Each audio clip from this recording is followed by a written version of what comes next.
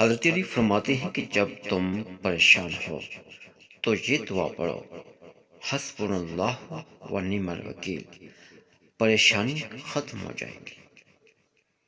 فرمایا کہ مشکل وقت میں ہمیشہ دعا مانگو، کیونکہ جہاں سے انسان کا حوصلہ ختم ہوتا ہے وہاں سے اللہ پاک کی رحمت شروع ہوتی ہے۔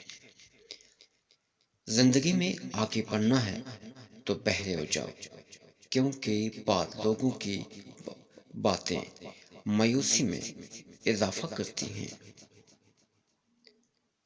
جب لوگ تمہیں تکلیف میں اکیلا چھوڑ دیں تو جان لو کہ اللہ تعالیٰ تمہارے کام کا ذمہ خود لینا چاہتا ہے۔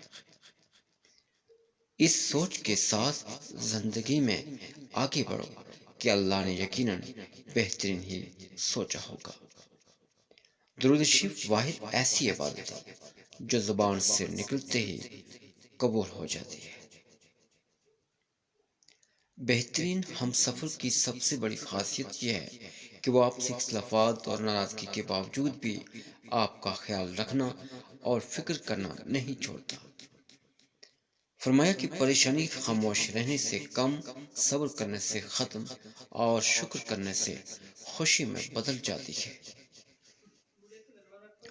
جب بھی فارغ وقت ملے تو اپنی ماں کے پاس جا کر بیٹھا کرو، کیونکہ ماں کے ساتھ گزارا ہوا وقت قیامت کے دن نجات کا باعث بنے گا۔